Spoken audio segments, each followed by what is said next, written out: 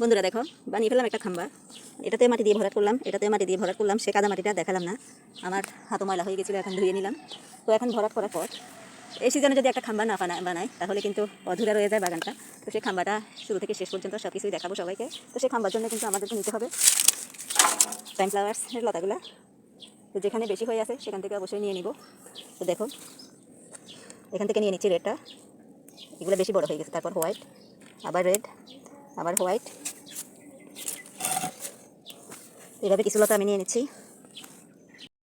তো যাই হোক, নিয়ে নিলাম এই সবগুলো লতাগুলোকে কিন্তু এখন ভেঙে ভেঙে টুকরো টুকরো করে করে নিতে হবে।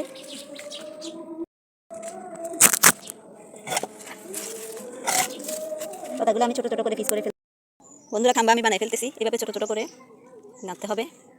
তো গেঁথে ফেলতেছি। এই খাম্বা সৌন্দর্য সবাইকে দেখাবো। এই সিজনে একটা খাম্বা না করলে তো মন এমনিতে খারাপ থাকবে।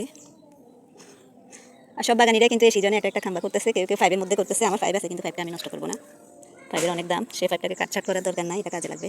তো আমি কিন্তু বোতলে করতেছি, এটাও কিন্তু সুন্দর হবে। সবাইকে দেখাবো আমার ভিডিও।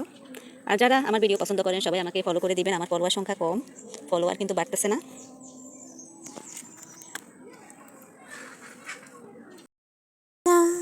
क्यों देखता है दिल ने उतर कर देखो ना। দেখো, যে খাম্বাটা আমি বানিয়েছি তো সেটা আজকে দেখালাম সবাইকে।